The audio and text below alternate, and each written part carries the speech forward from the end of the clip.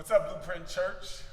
Here again, we are continuing in our series, Our Outcry, an authentic lament in the face of injustices. I am here with some great people. We've been going through it. If you've been tracking with this, we've been just talking about like how do we leverage our platform for God's glory and being able to talk in a way that both edifies the church but ultimately brings glory to God. And we wanted to use every platform that we have to bring you into a conversation that we would normally have in Blueprint in times like this, in times of injustices, and being able to work through it. And so we've walked through, we've had times with our pastors, early on. We've had time with an all-white panel. We've had our time with an all-black panel. And today, we're talking about our outcry with non-black people of color. Mm-hmm. Are we okay with that terminology? Yes. Yeah, all right, so non-black people of color is kind of what we're doing. So I didn't have a time to frame before, so I wanted to frame it in this time so we can spend the bulk of the time in conversation here. The passage today I want us to basically look at is Luke chapter 15. I'm not going to read through it or work through it, but I wanted to bring our attention to it to help frame our conversation today. In Luke 15, it's the famous parable of the lost sheep, the parable of the lost coin, and the parable of the lost son or lost sons. But in there, it's really interesting that as he's going through that, it talks about Jesus leaving the 99 to go, the shepherd leaving the 99 to go get the one. It's talking about how the woman stops and kind of neglects the rest of the house to make sure that she cleans the house so that she can find that coin. That the son, who seeming like he abandons all of what he has to go and find that other son when he comes back. So in each one of them, that there is this kind of leaving all to go get what is lost. But in our case, what we're talking about, what's in harm's way. And so in the midst of this, the idea of Black Lives Matter, right? In the midst of all of these things, I wanted to kind of frame this conversation around as people of color, who have experienced injustices, who have been a part of, different things in a variety of different ways, instead of what has been your response to, specifically when we talk about Black Lives Matter? Do you naturally go to where all lives matter, or Hispanic lives matter, or Asian lives matter, or how do we begin to address? Because out of in all of those, the sheep were they couldn't speak back, but for the coin and the rest of the house, they didn't really speak back. But the one time, the humans that were there with the lost son, the other son that was there that felt neglected because dad was spending all his attention on, on the lost son, or the son that was in harm's way, that makes you feel a certain type of way, right? So my first question for you guys, in light of that, and in light of kind of these parables, is when we think about this idea of Black Lives Matter, as a non-black person of color, how do you feel about the outcry, Black Lives Matter? Angela, let's start with you.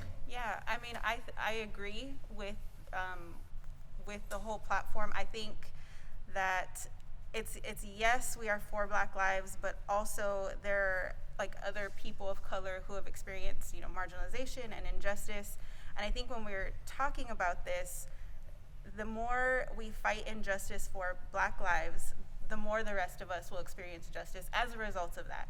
And so I think when we're talking about systemic racism and systemic injustice, that system was created to elevate whiteness to the detriment of all people of color, but specifically, yes, Black people. I think that, was that your only question? I'm sorry. No, I was going to elaborate on that. That's good. No limitations here. Yeah. Free. I think at times for, Mexican Americans in the country, they can feel a sense of being forgotten. For example, this was maybe a week after George Floyd was killed in California. There was also a Mexican American man, Sean Monterrosa, who was at a protest, had his hands up, and he was shot through his windshield and killed by police. And so I think as we're talking about systems and we're talking about police brutality, we want to change those systems for Black people, but it also helps people like my brothers, my cousins, and things like that. That's good. Sid, what about you? When you think about Black Lives Matter, what, as a non-black person of color, how does that sit with you?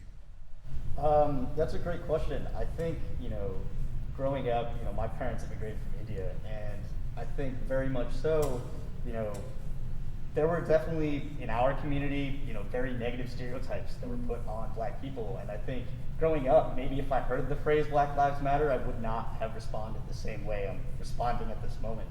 But I think that, part of this moment is, I think one of the reactions someone could say is like, oh, you're saying Black Lives Matter, but what about us, right?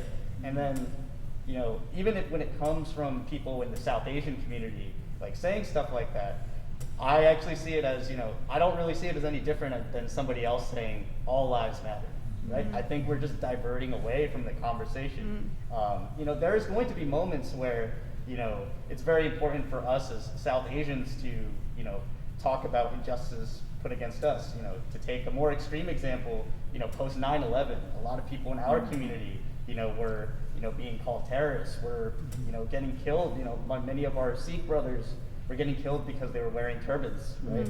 That was injustice that was carried out against many South Asians. But this is not the moment to talk about that. This is it's the moment right now to be supporting our Black brothers and sisters that have dealt with systemic injustice from the moment the first slaves landed in this country, right? And so, as much as yes, our community also experiences injustices, this is not, I don't think, the best moment for us to bring this out, because in fact we're diverting the conversation. We are being the child that feels neglected. That's what I think that's the equivalent of doing. But rather we should focus on the ways that we as South Asians can support Black lives. Abby, how do you feel? I mean, do you feel like forgotten in the conversation? And how do we not? Because a lot of times what ends up happening is that I see minorities end up pitting themselves against one another, and it become like the oppression Olympics. Like who's been the most oppressed? But do you feel forgotten in the conversation of Black Lives Matter? No, I would say no. I'd say right now, in the moment that we have right now, we have to be active and we have to be aware and ready for this moment. And I think as an Indian American growing up in this country, I have to look back to how we got here, right? And if it wasn't for the Civil Rights Movement in the 1960s, and after the Civil Rights Act was passed in 1965, there were laws that were passed afterwards to basically any anti-racial law that we had at that point was reversed. And so in the early 1900s, there was immigration acts and also Asian exclusion acts where we were not allowed to immigrate to America throughout the 1900s.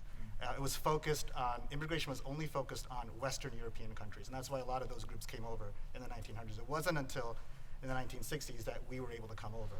And so we owe a lot to the Black community. If it wasn't for the Civil Rights Movement, we would not be here in this country. And so we have to acknowledge that, we have to be aware of that, and so Black Lives Matter, and we have to support our fellow Black brothers and sisters in this, because if we can't support them, then there's really, it impacts all of us in terms of racial equality and racial justice. That's good. And by the way, thank you guys for leading out the way in safety, because we've had Blacks, we've had whites, and here you guys are the only ones who all three have decided to all, decrease the spread of the coronavirus. So I do appreciate. But that is good. And a lot of times, if you focus on everything, you can't focus on anything. And right now, we are talking about that. We're talking about Black lives, specifically. That is the conversation. Do you feel the freedom to advocate for your own ethnicity in these types of times of injustices, or do you just advocate for Black lives? Go ahead.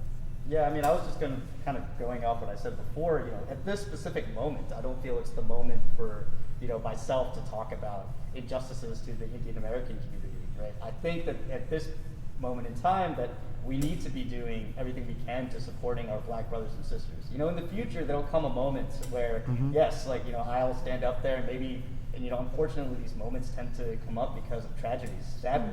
But, maybe there'll be a moment that comes up in the future where, I will be lending a voice to other South Asians because, there'll be a need for that. But in this particular moment, I don't feel the need that I need to come out and talk about injustices against South Asians, but I think at some time in the future, that moment might come up.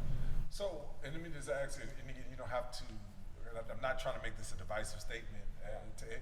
when you see it, do you feel like you have to choose a side?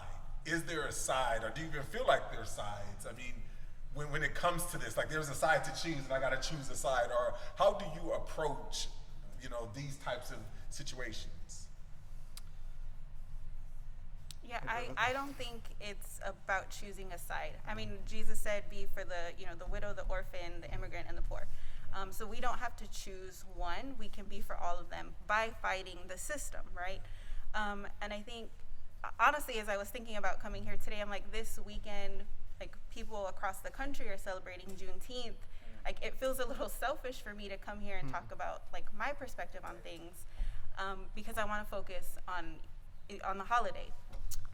And so, yeah, I think that we don't have to choose. We can be for all people, but I think to Siv's point, the cultural moment right now is we need to be for Black lives. Yeah, and I think that's a powerful thing. Actually, can I add one other thing? Yeah. So I think one other thing is you can be for Black lives, but also support and promote your own community. For example, yesterday Supreme Court ruled in favor of DACA, which is Deferred Action for Childhood Arrivals.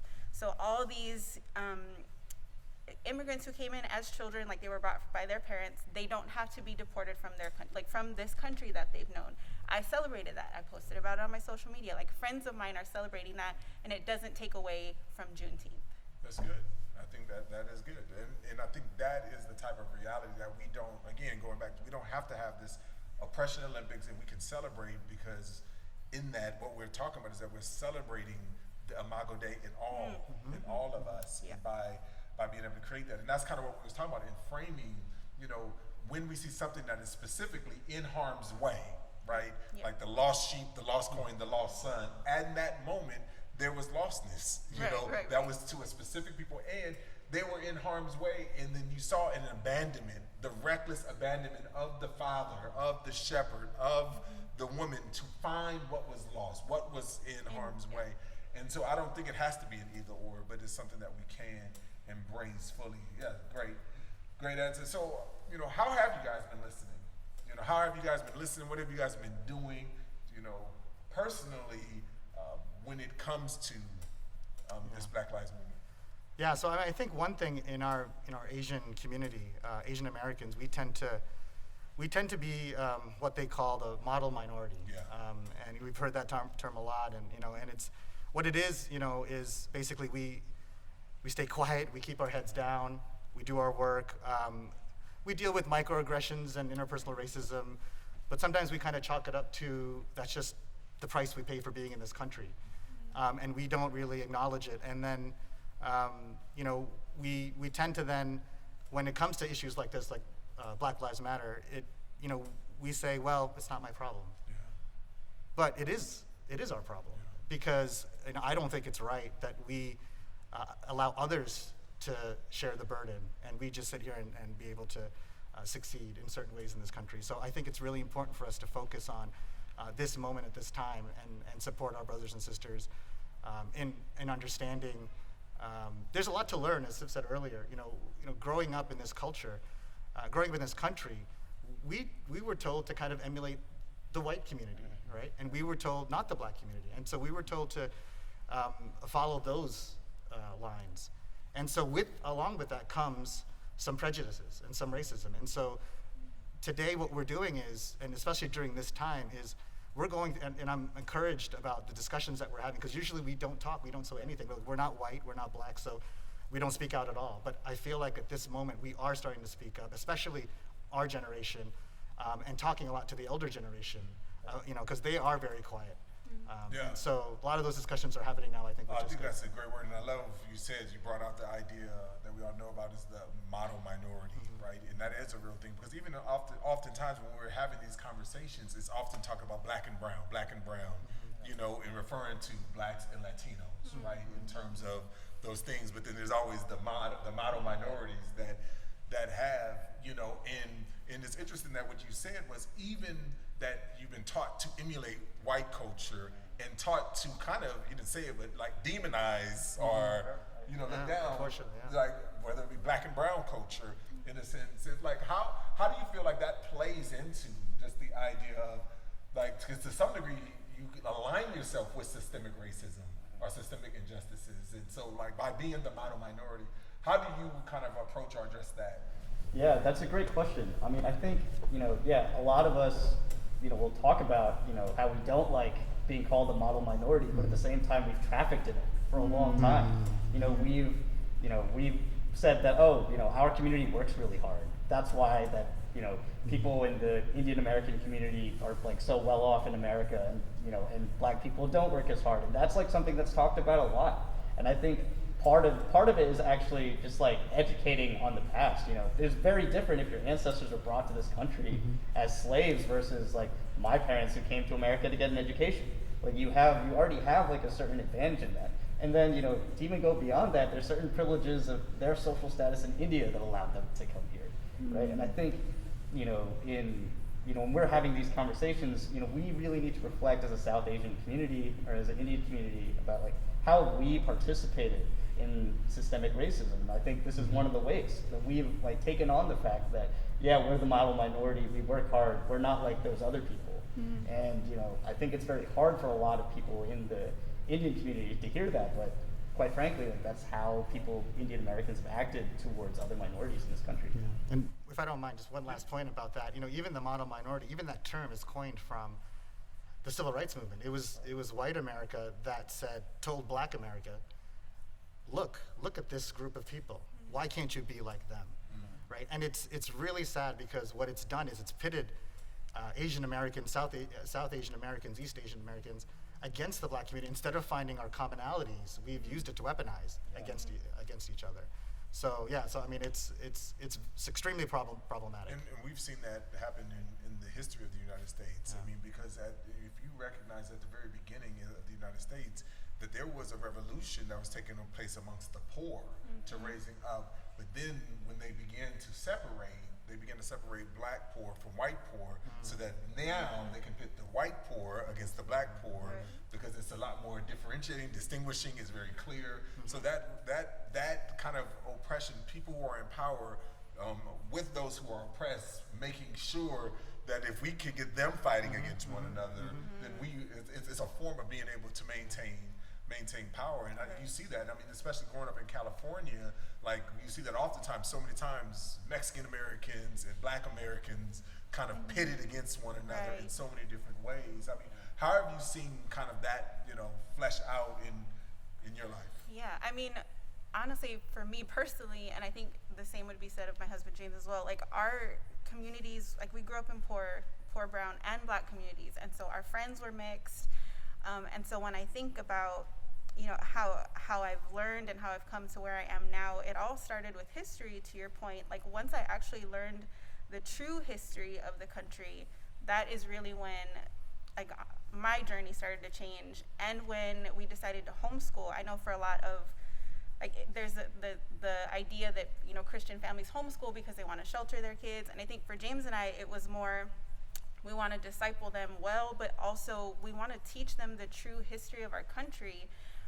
And so everything in school is Eurocentric. My ancestors are not European. That's not their story. And so I think teaching our children from a young age, like this is your true story. This is the true story of America. Like that's just going to help in the long run. But I don't remember any animosity between Black and brown growing up. I used to and I think so for my family in particular, we recognize we're not white. We're not going to be, we just can't assimilate that way. We don't have that financial, that economic status. And so I think as a result, we were like, okay, well, what about Black culture? And I think there was more of an affinity for us in that. And so it felt more like a kinship there than butting heads or any differences, honestly. So how have you been listening, to these current conversations, and what have you been doing? Yeah, so I think for me, I'm reading history books. I think a good one is Jamar Tisby's book, The Color of Compromise. There's also Latino American theological books that are great. Podcasts, Truth Table's great. Yeah, I think. Weekdays with the hottie. right. Weekdays with the hottie. I'm sorry, I was getting to that. I was getting to the social media part. But yeah, and so I think all that just forms how we are like how we're thinking, how we're teaching our children, because like they're coming up next and we're not teaching them about these things, they're just going to continue to perpetuate the problem. Yeah. That's good. That's good. I mean, so what are you guys' thoughts about systemic injustice? Because that's been really, I think it's at the core of what's going on here. Is this like, you know, because oftentimes that when, specifically amongst Anglo cultures, it begins to think about like injustices. They think about racism and all that as personal, and they want to be personal and they want to be objective. That's kind of like what we have been taught and what they really feel foundationally. However, what the cry out is, specifically amongst African Americans, is that the 13th Amendment was not freedom, right? It has seen racism and oppression systemically been perpetuated in a lot of different ways. And it is still continuing to this day. And basically, but if we're not willing to confess systemic injustices, you know, as we talk about pervasive injustice, then we can't address the root problem. If you want to continue to personalize and individualize racism, then that becomes part of the problem. So what are your thoughts when it comes to systemic injustices, you know, as being pervasive or as being regularly happening? What are some thoughts on that? I could start. So, I love how they're so polite. Like everybody else in the other room was just like, yeah, like jumping in. I had to hold it back, and you guys are just so funny. But yeah. To the point of systemic racism and acknowledging it. You know, I was listening to a podcast recently, and it was really interesting. They were describing Asian Americans specifically about how we tend to see ourselves as extras in a movie, and if the narrative is America and the main characters are white people and black people, we're just the extras in a sense, and but we're witnesses to a crime, right, which is systemic racism, and as we're witnessing this crime, we have to testify, even if it doesn't. But if we have no benefit from it at all, like we still need to stand up and testify. And so I think it's really important for us, especially our community who culturally, I'm generalizing a bit, but culturally, like we are very passive, we're not confrontational, we don't want to stick out, and so we don't want to talk about it. And in a sense, we become apathetic. And we can't be like that. We have to be, we have to acknowledge what's going on. And to your one point, one example, I mean, there's so many examples that we can give about systematic racism. I would say, you know, Sid brought this point, you know, our Indian culture, you know, a lot of our parents' generation, elder generation, they said, well, I came here with nothing, and look how we've been able to succeed.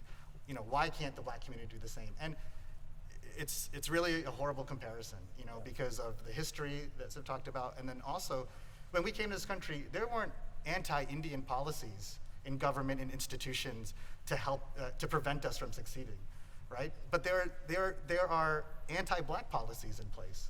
Right, so you can never compare the two, and so I mean, it's rampant, and there's so much that's going on that needs to change. Yeah, that's good.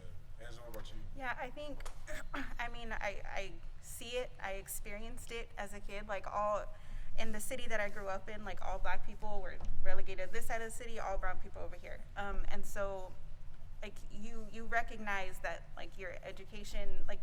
You just see the differences between what you're experiencing and what white people are experiencing. But I think that, I'm sorry, repeat your question. I had a line. Well, just the idea of what are your thoughts about systemic injustices? Yes. So I think, I don't know when it happened, but Mexican Americans got lumped into that. So when you're talking about like in the probably a little bit before that, but like Jim Crow laws. In Texas, it would be no colored people, no dogs, no Mexicans. And so I think I see it, I recognize it. I think, yes, on an individual level, we need to have those conversations, but ultimately there's a system that we need to fix. Yeah, that's good. So, So, I mean, Sid, do you have any, like, systemic injustice? What are your thoughts around that? We got a few minutes left. What are your thoughts about systemic injustices? Yeah, I mean, I think part of it is that we, you know, those of us minorities that are not part of the black community need to really inspect ourselves, like see what are the sins that we've committed that are pushing like systemic injustice. But on top of that, like, what are the things, like, actionable things that we can do? You know, last week when you had your conversation, one of the big things you were talking about is like fatigue. And, you know, someone in my MC mentioned this. He was like, how come every time, who was black, and he's like, how come every time that a white person or anybody else wants to talk about systemic injustice, like, I have to be ready to answer that question before, like, this white person or non-black person, like, you know, if I want to talk to them about it, they might be, oh, it's not the right time. Like, I don't need to talk about it right now. And I think, like, that was very striking to me, because at that point I realized, like, you know, I don't need, if you're white, if a white person asks me, like, why do Black Lives matter, right? I don't need to be like, oh, let me refer you to my black friend to tell you why Black Lives matter. I can be like, listen, especially if you're a Christian, like, Right. Black Lives matter because we're all created in the image of God. Yeah. And for the longest time, that even though we're openly saying that we're created in the image of God, our actions have shown that we don't treat black people like they've been created in the image of God, right? And I think that's the role that many of us can play, that, you know, we can help, you know, actively talk about, you know, these systemic injustices and trying to help our black brothers and sisters that are suffering from this fatigue of having to always explain it. And that's like a really small thing that we can do, that I would like challenge a lot of people who are not black, but are even or white or of other like ethnicities, to be willing to talk about it openly, whether it's with their family, whether it's with their friends, because that's the role that we can play here that would be like really effective in helping our black brothers and sisters. Yeah, that's great. So thanks. In the last 3 minutes or so, I would love just to hear from you guys in terms of, who do you feel like your primary audience is? Like, do you feel like it's your own nationality, your own ethnicity? Do you feel like it's just whoever's in front of you? Like, who do you feel like your audience is? You know, because a lot of times we're talking about, like, you know, we need more white prophets to speak to the white context. We need more, like, there's all these different, like, but for you specifically, who do you feel your Yeah. audience is? Sorry, you looked at me, so I thought Yeah, I'd yeah. go first. Go ahead. I mean, for me personally, you know, I know Dad, you know, and a lot of people know, you know, I've been focused on social injustice in India, and we live there, we spent time there, we still are from here. So I feel like we have a platform, a small one, but we have a platform to educate and make people aware of what's going on and why Black lives do matter in our South Asian community. And so, so personally, that's where I feel like I'm focused right now, and we're just playing our part in this whole picture. Good. That's good. Angela? I agree. I think it's like talking to family members, talking to other Latinos. There is a lot of anti-Black sentiment in the Latino community, but there are also Black Latinos, and so we need to be aware of that. They're fighting just as much as like Black Americans are, and so yeah, I think that, and I think honestly, it starts at home, and so I'm like, educating my children is my biggest goal right now. Yeah, that's good. Thank you. Siv, take us home. Yeah, I mean, I kind of feel it in two separate ways. I guess one, a lot of the academic spaces I'm in are primarily white, and I feel an obligation there to be able to address some of the systematic injustices that have been happening in academia, about like research from people of color that's usually not put on the same pedestal as research from white people and comes from different perspectives. But then also I understand my bridge to like the Indian American community, and that's where I can play a role in, you know, being able to educate other people in those in our community that may not have always thought that Black lives truly mattered. Man, this is great. Great conversation, great dialogue. Again, thank you guys for joining us. It's our cry out. It's an authentic lament in the face of injustice. And really, this is the conversation that we are having here at the church. And I really thank each and every one of you guys.